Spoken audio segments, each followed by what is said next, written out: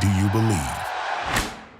Let's jump into this preview. Georgia travels to Columbia, South Carolina, take on the Gamecocks. Gamecocks are 1-1 with a narrow victory over Georgia State and a tough loss to Arkansas.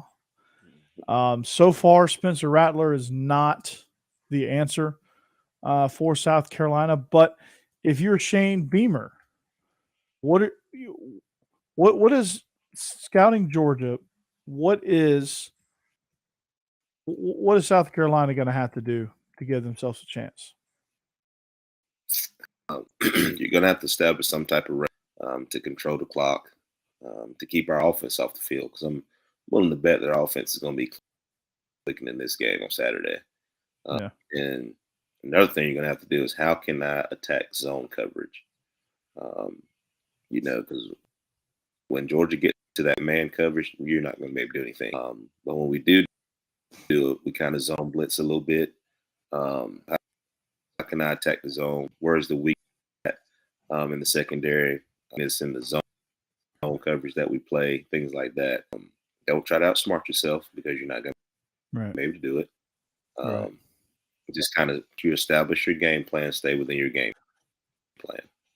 That's how you attempt to beat Georgia, because I promise you this, they listen as they were last week.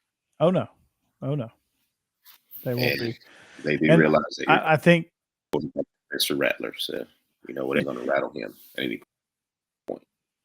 Well, I mean, he has no supporting cast either. I mean, he's just kind of out there, and you put a guy like that with no supporting cast, it's gonna blow up on him at some point, and he's gonna.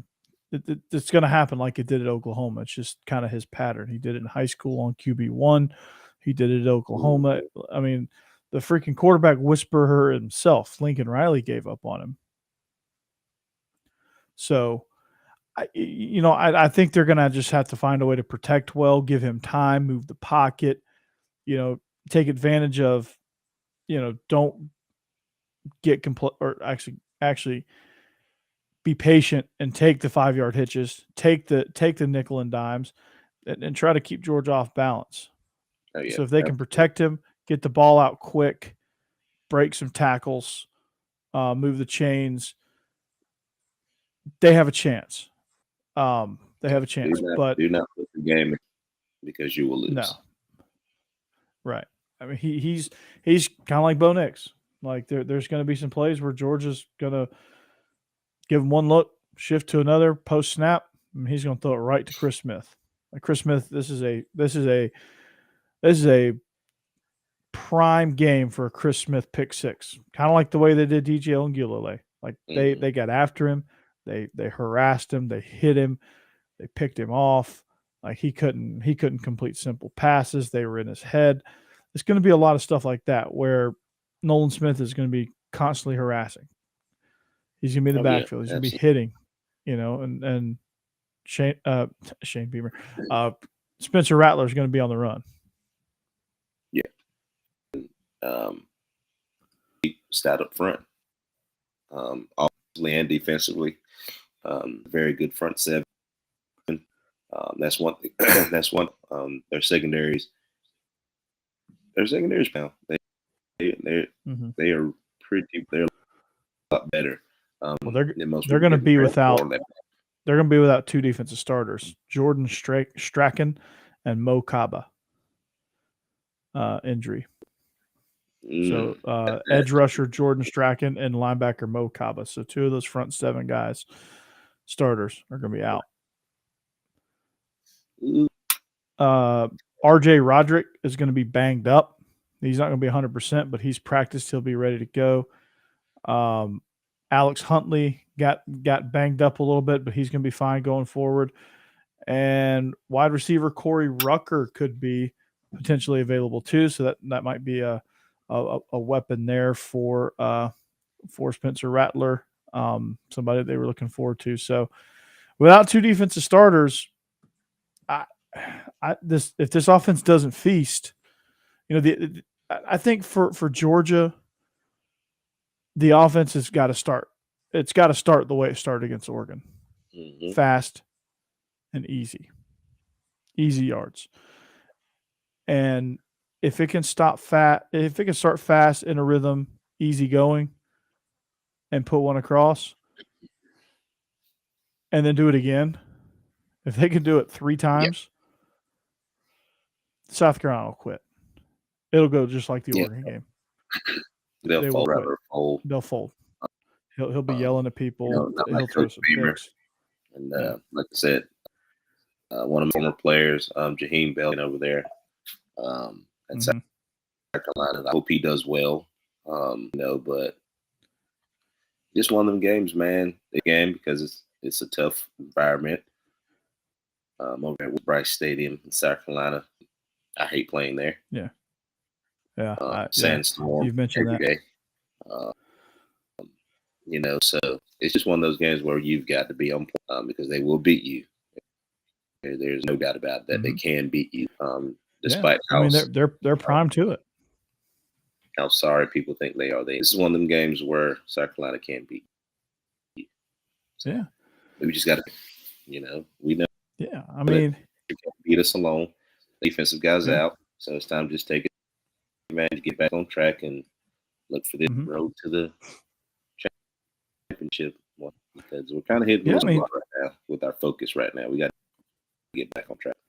Yeah, and I think a road trip to Columbia is going to be just what the doctor ordered. I mean, again, like you said it perfectly, and history can back this statement up that if we start slow in Columbia, it's not going to be easy.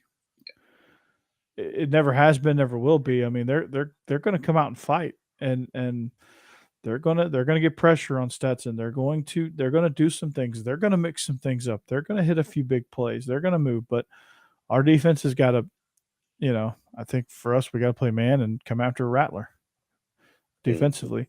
Offensively, mix it up like we did against Oregon. Looks, RPOs, different looks, different things in the run game, vertical shots, crossing routes, bootlegs, things that we did against Oregon that, from a bunch of different formations. I mean, I thought we had really, really good play calling in both games. I thought we've had really good play calling. The execution was lacking a little bit at times against Samford, but I think Monken he's feeling pretty good right now, and he's going to have to get off to a fast start. This offense got to get off to a fast start. That's the key. Sluggish start, sluggish game. South Carolina has a chance. Absolutely. And, too, out of all the things Georgia's done, you can kind of say they've ran it out of so many different formations with so many different pieces. Out of 12 personnel, 10 personnel, 1 personnel, they've all done that. So you can give looks, but you can't practice all of them. No. So with that being said, like fast, throw some wrinkles in here and there. I mean, it'll be a walk in the park, but go tempo. Yeah, it's going to be a long day for where we win. Absolutely, because I don't think South Carolina has enough firepower. But if you give them a chance, they're going to make it a game. And if you really give them a chance around and beat you, I think Kirby's going to show them. I think Kirby and Muschamp are going to show them that 2019 film where we had 4 turnovers and a gazillion penalties. Same time slot. I mean, it was a home game for Georgia, but the team was built very similarly. There's a couple of pieces that can give you trouble, but if you let those pieces give you trouble, that's exactly what you're gonna get. And if you go out and just step on their throat early, like they did the previous year in 2018, then you'll have 0 issues. But if you hang around, get some penalties, get an early turnover, give them the ball early, it's gonna be bad. And South Carolina's a good team. They did. It was the year Will Muschamp got fired. We gave him a stay of execution, but I think it unraveled for him later on. It was terrible. We stayed in the same formation. Fromm threw 4 interceptions. Yep. And we missed the field goal. It was a James Coley special. It was awful. Yeah. Yeah. It was. I remember being. Yeah. I remember being really upset about that one. I was like, God Almighty, this is bad. Like, if you lose, like losing is one thing. Like we lost LSU that year in the SEC championship. We fought our ass off, but Joe Burrow did what Joe Burrow does, and there's nothing we could have done about it. Cool, fine, great. But we lose the way we lost that game was sloppy. Yep. Bad decisions, predictable. Predictable. No energy. Well, we just thought we were going to walk out there, set our helmet down at the 50-yard line. They were just going to collapse, and it didn't happen. Yeah, I mean, you see them come out of the tunnel. You know, watch them on the side. Yeah, boys, I think we're finna get beat. You could just tell. Yeah, and Robert made a good point. They're going to show that 2019, preach about complacency and not smelling yourself too much, and hopefully this group is mature enough. I think the leaders on this team will see what they got. This is the game. This is the game where the leaders. We'll see what the leaders have. It's real easy to win the season opener in that situation. It's real easy to be up for that game against Oregon. And it's not surprising that our energy was down a little bit for Samford. It was, whatever. But this is going to be the game. This is the game. You go out and blow out South Carolina, okay, I believe you. You're for real. But you go out there, let them hang around, or worse, let them beat you. Okay, there's some question marks here. South Carolina's always been Georgia's kryptonite. No matter what team. South Carolina and Vandy.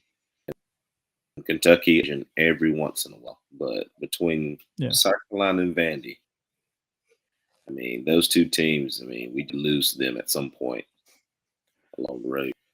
I think prior to 2011, it was Florida too. Prior to 2011, Florida, we couldn't.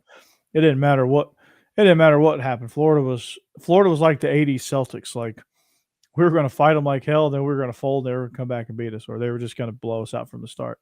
Like it didn't matter. Like they were just going to get us. Yeah. So I think we just go play this game and get on over with all of the day. Just run through them again. Whatever that tempo, just get them frustrated. Hit Spencer and go. Yep, ball. Bully ball. That's right. Absolutely. That's exactly right, Robert. Bully ball. So